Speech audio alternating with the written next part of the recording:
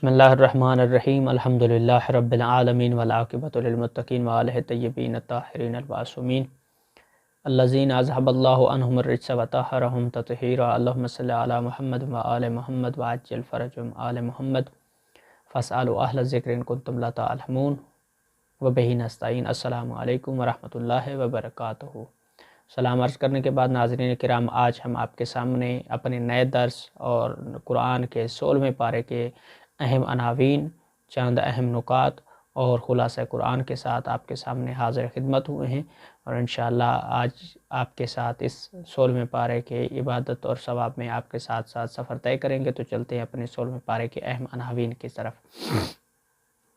تو اس پارے میں 3 حصے کیے گئے ہیں، جس طرح سے پچھلے سابقہ پارے میں 15ویں پارے میں بھی 3 حصے کیے گئے تھے، اور اس پارے میں بھی 3 حصے کیے گئے۔ پہلا یہ کہ سورہ کاف کا جو بقیہ حصہ تھا اس کے اہم باتوں کو اور اہم نکات کو یہاں پہ بیان کیا گیا، اس کو ذکر کریں گے، اور اس کے بعد پھر ہم انشاءاللہ آگے چلیں گے۔ اس کے بعد دوسرے نمبر پر جو دوسرا حصہ تقسیم کیا گیا وہ سورہ مریم، جو کہ مکمل بیان ہوئی ہے، اس کے چند اہم نکات اور عناوین اور اہم باتوں کو یہاں پہ ذکر کیا گیا۔ اور تیسرے نمبر پر سورہ طٰہٰ کو جو ہے وہ مکمل یہاں پہ بیان ہوئی ہے، اس کی تمام آیات بیان ہوئی ہیں، اور اس کے ہم انشاءاللہ نکات اور خلاصے کی طرف جو ہے وہ ہم چلیں گے۔ تو پہلے نمبر پر جو ہے، چونکہ ہم نے کل والے درس میں بھی کہا تھا کہ حضرت موسیٰ اور حضرت خضر علیہ السلام کے واقعے کو جو ہے وہ ہم ذکر کریں گے، اور اسی طرح سے انشاءاللہ ہم اس کو ذکر کر کے پھر آگے چلیں گے انشاءاللہ۔ جو 15ویں پارے کے آخر میں شروع ہو کر 16ویں پارے کے شروع میں ختم ہو رہا تھا، تو اس میں ذوالقرنین کا قصہ پہلے نمبر پر۔ تو حضرت موسیٰ اور خضر علیہ السلام کا قصہ کہ حضرت موسیٰ علیہ السلام کو جب اللہ کی طرف سے یہ اطلاع ہوئی کہ سمندر کے کنارے ایک ایسے صاحب رہتے ہیں جن کے پاس ایسا علم ہے جو آپ کے پاس نہیں، تو آپ ان کی تلاش میں چل پڑے۔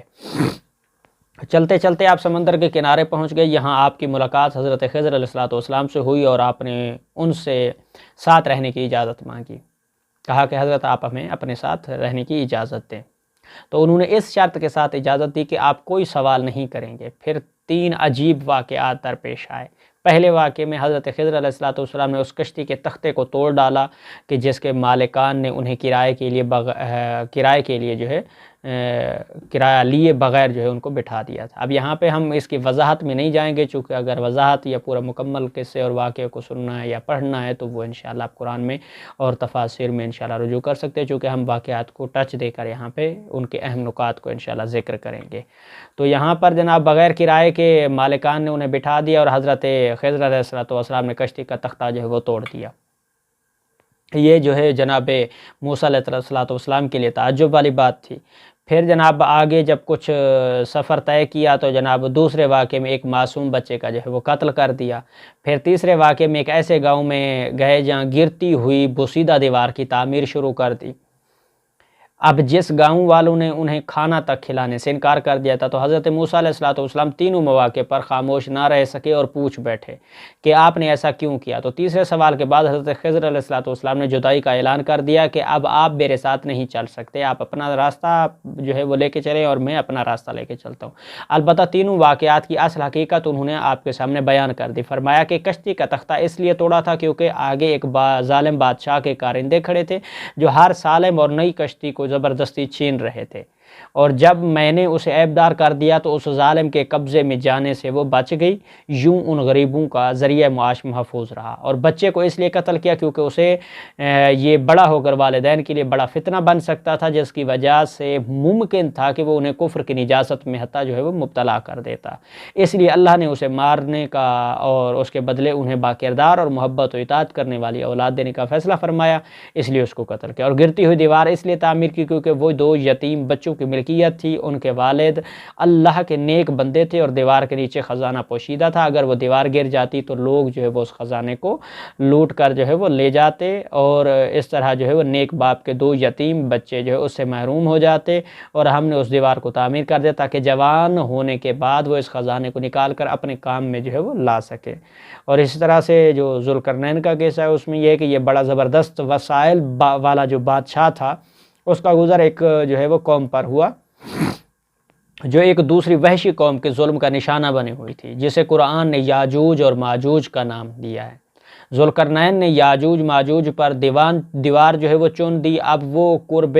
قیامت میں ہی ظاہر ہوں گے، یعنی علائم قیامت میں سے ایک نشانی یاجوج و ماجوج کا ظاہر ہونا بھی ہے۔ اور اس طرح دوسرا نقطہ سورہ مریم میں تقریباً 11 انبیاء کرام علیہ السلام کا ذکر ہوا ہے، جس میں ہم انشاءاللہ یہ 3 انبیاء کرام علیہ السلام کا ذکر قدر تفصیلی اور وضاحت کے ساتھ بیان کیا گیا، لیکن انشاءاللہ ان انبیاء کا کچھ نہ کچھ نقطہ